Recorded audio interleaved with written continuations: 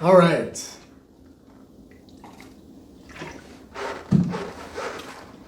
Got a couple notes here. 13 months in. I've owned this SP140 electric paramotor. 13 months, I put probably around 45 to 50 hours on the machine. Now I thought it was time to do a long-term review. For those of you who are interested in maybe buying something like this, or maybe you just want to see how it's holding up after a year's worth of flight, this is the video to watch.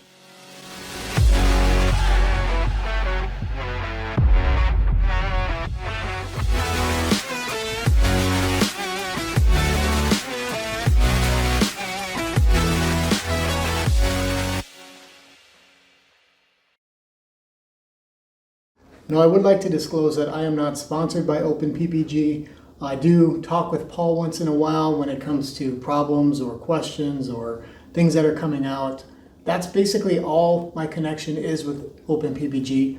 The SP140 came out of my pocket, all $8,500 of it. Anything I've had to have done along the way, for example, I replaced a prop, had a little net tear, dinged up the hoop a couple times. All that has been my own wear and tear and my own expense. Now I do believe in the electric paramotor, and that was one of the reasons I was willing to pay the upfront money in order to kind of get the process rolling. There has to be some people who invest early on to get a product on its feet and for the manufacturer to then start making more and more and more. So I was okay coming into it knowing that there would be a few hiccups in the early stages. That's just part of the development process. So when I reflect back to some of my older videos, I can see that, I was one of the users who had to go through a couple of the hiccups. But in retrospect, they were all minor. Now, I'm not going to keep you in suspense having to wait until the end of the video to hear what my thoughts are. Right off the bat, I'm going to say I love this thing. For what it is, I absolutely love the machine. It works great. It has the reliability, the ease of use, all of the factors that come into play for an electric paramotor, this thing has. Now with that said, let's look a little bit deeper into some of the pros and the cons of owning an OpenPPG SP140. So I have to admit, I had a bit of a rough start when I first got the unit. It had nothing to do with the unit itself, just the fact that the weather for a couple of months just did not cooperate. We had really rough conditions. Anytime there was a small window, I just didn't feel comfortable testing out a brand new paramotor in those conditions. So actually, I took this thing all the way down to Florida to test it out for the first time. Now, keep in mind, the only paramotor I had flown up to that point was my Parajet Maverick. So all of my experience, all of the feelings of flying came through that setup. So throwing this thing on my back, it felt a little bit awkward at first. And there's so much thrust coming from this large three-blade prop that it just felt like, wow, is this something I can manage? Okay, the hoop is bigger, the weight distribution is a little bit different. So anyway, in the early stages, I don't feel like I was able to give it an honest review, just kind of a first-time user experience. So a couple hiccups along the way, getting used to this super touchy throttle, which I did make a slight modification to over time. I put a little spring on there just to give it a little bit more resistance. So then it took a little bit of time getting comfortable with this throttle. The display on there is great, but how much flight time do I have left? How much energy am I actually using? How come at cruising speed I'm using this much? It took a while to get comfortable with that. When you're dealing with a gas motor, it's easy. It's gas, no gas, gas, no gas, I'm not really thinking about power management, just how much gas do I have left in the tank.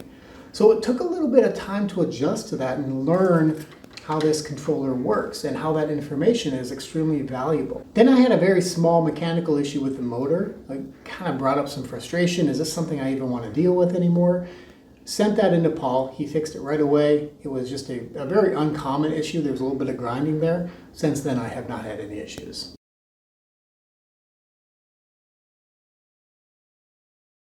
The fact is, I actually love this machine. It is so great for what it's designed for. And that's probably one of the biggest problems is people come into it thinking that it's designed to be like a gas motor, and it's really not. There's a lot of benefits to this. There are a few cons to having a unit like this, but I'm going to explore it a little bit more, sharing my experience on what I've gone through in this last year and why I like this machine so much. Okay, first impressions, my hang points were actually really good. I was very comfortable with that. I was a little worried about being in sport mode and having too much power taking off, but I ended up using full power to take off. There's light wind, but not a whole lot of wind right now. So, uh, yeah, I think it has the same or more power, but it's just quiet, so it doesn't seem that way. But as I got more comfortable with the throttle, it really felt good. So let's get it up again. We've only been up about 10 minutes, and I really want to kind of test out this battery and see how it holds up. So I feel like with most things in life, there's this aha moment. Whether it's buying a car, starting a job, starting a new relationship, there's this moment where you can tell it's either good or it's not good for you. Now I remember my aha moment with this SP140. I had it for probably 5 or 6 months, and it was early morning, beautiful morning, one of the calmest mornings we'd had for a while. And I decided to take this up for a flight. Not really an introductory flight, I'd flown it maybe 5 or 8 times up to that point, but I hadn't really had that aha experience yet. So what had happened was calm conditions, perfect takeoff. This thing has so much thrust. When you take off, it just makes the process so much smoother. You're coming in at 100% battery. This thing's got all the power in the world. So anyway, I get up in the air. Sun is just cresting the horizon. I decided to climb up to about 3,500 feet. I want to speed up that sunrise, right? So I get up to 3,500 feet, calm as can be, let off the throttle. Now when you let off the throttle on a gas motor, we all know what happens. It goes down to idle and you just hear this little rumble, maybe you feel just a little vibration behind you. When you cut the throttle on the SP140, nothing. Quiet. No vibration, no idle noise, just quiet. That was my aha moment, but it gets better. So I'm off the throttle, I'm like, wow, it's so quiet. All I can hear is the breeze slowly start to speed up in my muffs, you know?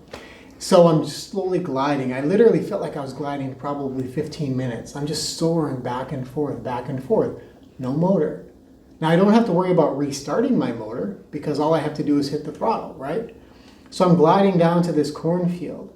And as I'm about 25 feet off the ground, I give it a little bit of throttle and I can hear that spool up.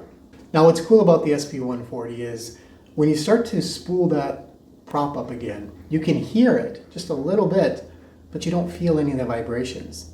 So it's just a slow, steady movement, and all of a sudden I'm leveled off and I'm just hovering this cornfield.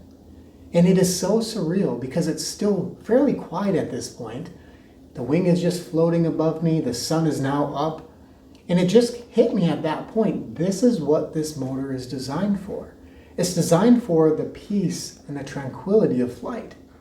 Now, I'm not saying I don't get out and rip around on this. Okay, there are times when I'll invest 20 to 30 minutes where I'm going to go through that battery a little bit quicker because I'm flipping around and I'm going through the trees and I'm doing all the fun things that paramotoring offers.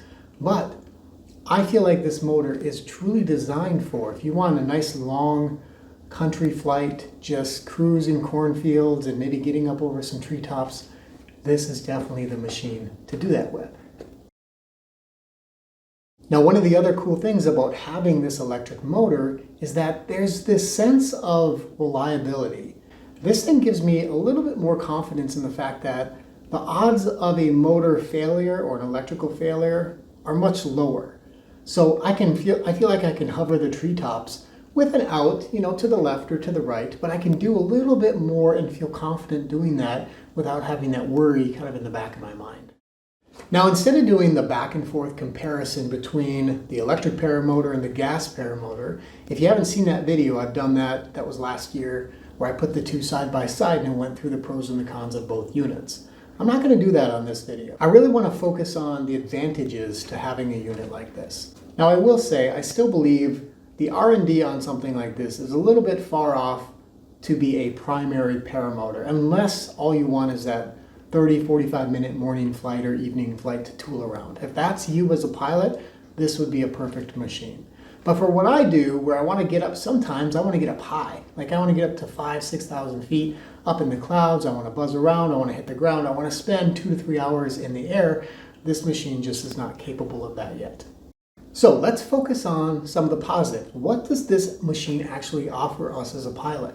Now, one thing I have to say about this setup, electric motors create a lot of power very quickly. It's very responsive. You've got a 140 centimeter prop, 3-blade. This makes a lot of thrust. When I'm launching, I feel very comfortable. I mean, as soon as I go full throttle, I feel like I'm off the ground within a couple steps. Whereas the Moster 185, I gotta take a couple more steps. Still a decent amount of power, but it's kind of hard to compete with this setup. Now, another advantage to the electric paramotor is it's much quieter. A lot of times I don't even wear my helmet and my muffs. I just throw some earplugs in and I just go for a flight. It's perfect for that. It's much more serene and tranquil while you're up buzzing around. You don't have that loud, aggressive noise behind you.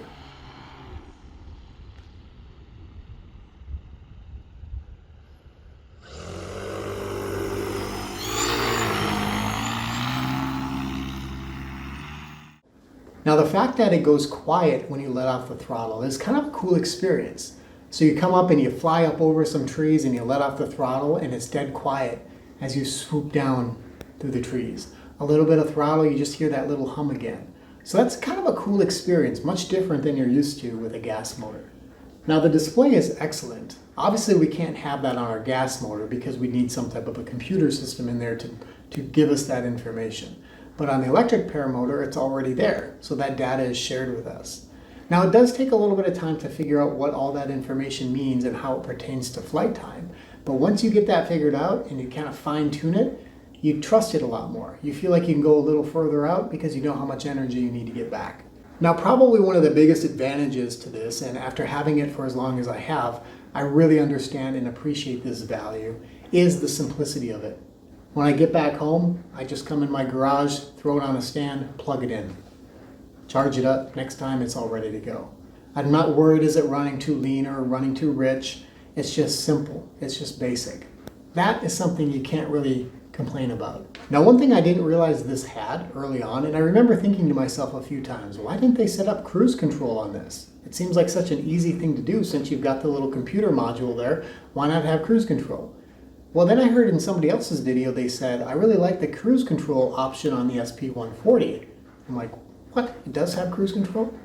So I didn't realize this in the beginning, but yeah, you basically just hold down the power button while you're in flight when you're at the point you want to maintain, and it will lock that power setting in. If you lock in at it's like 40% throttle, it's just going to hold the throttle at 40%, just like a cruise control would be on a gas-powered unit. Now, of course, I wish everything was perfect and this was the ideal paramotor for all of us. But like I said earlier, the flight time is the biggest thing that holds us back. I can only get about 40 minutes out of it. Now, I could push it a little bit longer. I don't wear the battery all the way to zero. But I'm still in that 10 to 15% left where I could probably get 50 minutes, would be my guess, comfortably. So some people are getting an hour flight time, and I'm not sure what kind of flying they're doing or what their weight is or what their wing is, but I'm pretty happy with the 40 minutes, to be honest. If I want to go for a longer flight, an hour or more, I'm definitely going to pull out the gas motor. So I recognize the limitations this has, and there's only been a few times where I wish I would have taken my gas motor out where conditions were so perfect or I wanted to see something, on the horizon I would have went to if I would have had the gas motor. So you just know what that limitation is and you work around it. The other con, I would say, is the size. A 140 centimeter prop is pretty big for something that you throw on your back. And what that means is then the hoop has to be bigger.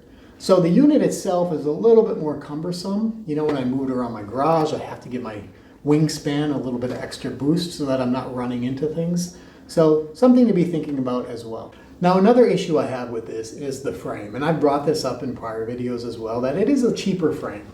And I've talked with Paul with SP140 about this, and without giving me too much information, he said, well, they're looking into it. Okay, so there's a possibility they might have some options down the road or a better system in place.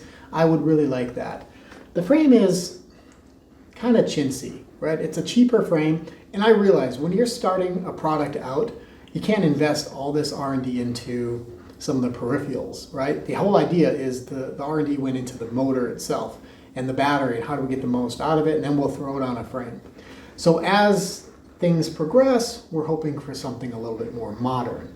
When I think of an electric paramotor, I'm thinking like a Tesla. When a Tesla comes out, it doesn't look like every other car. They want it to look kind of futuristic and kind of have its own cool look. That would be cool to see with the SP140. Something a little more modern, something that really helps it stand out as something unique. So maybe that's coming down the road, but at this point that is probably one of my only bigger complaints regarding this setup. Now when we're dealing with power in a battery, we're dealing with consumption, right? The battery is slowly getting less and less. It's not like gas where a motor will run the exact same all the way through the entire tank of fuel, right? Because all it needs is the gas.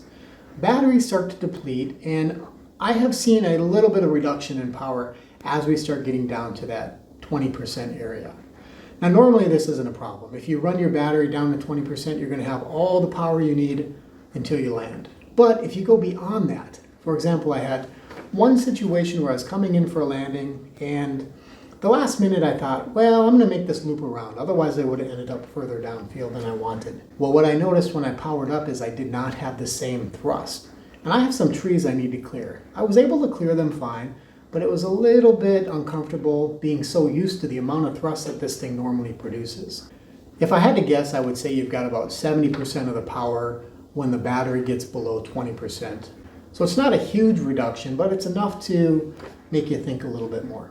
Now, of course, one of the downsides of a battery-powered unit is that it doesn't get lighter as we fly, right? It would be nice if that energy had some weight to it, so as we use it up, it starts to deplete and it gets lighter. You know, when you're on your gas motor, you go up with 10 liters and you land with 2 liters, hey, that's a nice weight savings to bring that unit down with. This is the same weight going up as it is coming down. So just something to get used to. I don't like that the battery sits a little bit higher, so it's a little top heavy.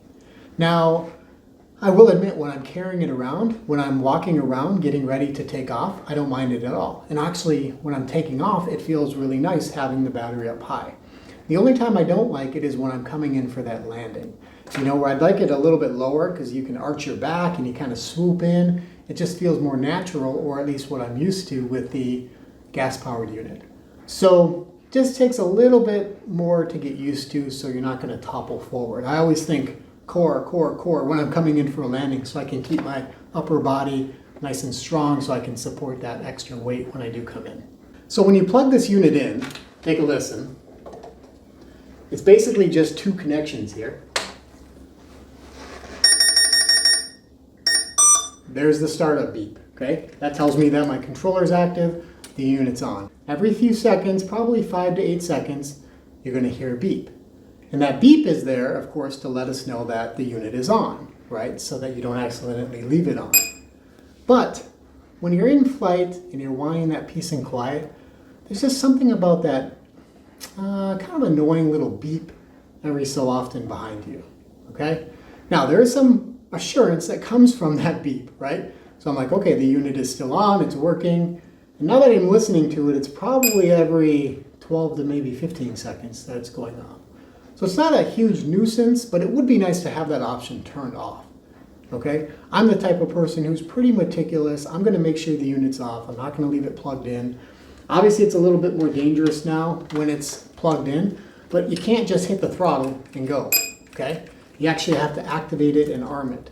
So it's not like a gas motor that's running where when it's running, you hit the throttle and it's going to take off on you. They have got an extra safety precaution in place, and it's not going to do that until you actually activate the unit. Let's take a look at the controller. Now, I've talked about this many times and in prior videos. It's a pretty cool display. It gives you a lot of great information. That's awesome. I added the spring, like I said, adds a little bit more resistance to the throttle. All there is a button on top. Now you have to tap that twice to get it to turn on. And it's not just how many times you hit it, it's actually a duration. If you are too long in your taps, it's not going to turn on. If you're too short, it's not going to turn on. Same thing with turning off. So you got to kind of get used to how quickly to tap it, okay? This has cruise control, like I said. Now, the cruise control is great. Now, the downside of this is when you turn cruise control off, the only way to turn it off is to blip the throttle.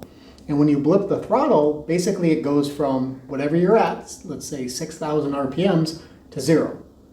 So basically you're flying level and all of a sudden you go, whoop, right? And you start to nosedive down to the ground, and then you got to get back on the throttle again.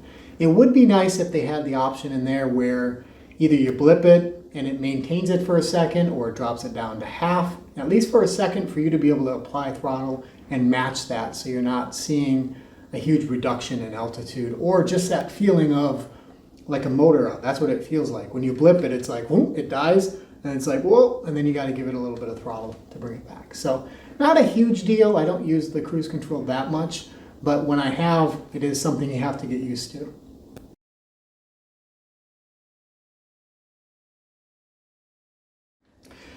Now, another nice thing I would like to see down the road is an accurate time meter. You know, something that counts down how much time do you have left in your flight.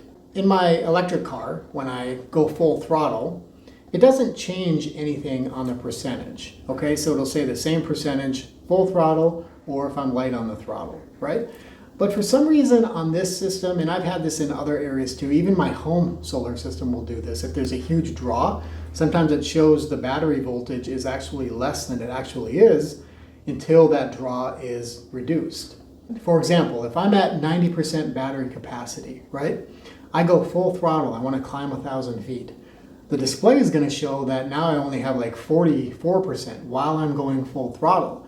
As soon as I release that throttle, now it's going to bump back up to 85% because I used up 5%, okay? So it doesn't give you like an on-demand display on how much percentage is always left. Easy to overcome. All you do is let off the throttle and it'll tell you exactly how much percentage is left. But it would be nice to see something more accurate and consistent. And I think a countdown timer would be really cool, right? Now obviously it might speed up a little bit if you're using a lot of power, or it gives you a different kind of an estimate based off of throttle response. But it'd be kind of cool to cruise around and know, oh, I still got 25 minutes left, okay? Who knows? We might see that down the road. I'm sure the information is in the system. It just needs to get put into this part of the system. All in all, I really like this setup. Now, it's not a gas motor. It has its limitations. I've talked about that many times before. But working within the limitations of this unit, it's an exceptional unit. Now, there's a couple little things here and there. Like I said before, the frame isn't my favorite thing. The swing arms here get a little bit loose. Typically every 2 flights I need to go in and adjust that bolt. It got to the point where I was doing it so frequently that I wrote down 13 millimeter because that's the size of the bolt. So I'd always grab the right socket to do it. So it's not a big deal. It's a lock nut on there. It's not going to come off in flight as long as I tighten it up every other flight. I don't have that problem with my other units, okay? The net, you know, it's a cheaper net. The spars, like I said before, they're not the right length, but all of these things are going to get better in time. And I've talked with Paul, and that sounds like that's the plan, is to make the unit as a whole much stronger. Maybe give customers a few more options when it comes to buying this unit. So I am super excited to see what's coming down the road for SP140. I'm hoping I can do some upgrades to my unit and then continue to do some reviews on how these upgrades are working, what are the pros and cons to them, stuff like that. So my final thoughts, and I think you know the answer to this. Do I regret buying this unit? Do I regret spending $8,500 on this, or I could have got something else? Not at all. I'm really glad that I tested the waters. I got through kind of that initial stages of, is this going to work for me? Is it not? Because at this point, I absolutely love it. Overall, if you ever have an opportunity to fly one of these, or if you're contemplating, is this something that might work for me, or to add to my Paramotor collection, I highly doubt you would be disappointed. I appreciate you guys watching. If you have any questions, throw it in the comments section or shoot me an email. I always appreciate talking anything Paramotor. Hope you guys make an amazing day. We'll see you on the next video.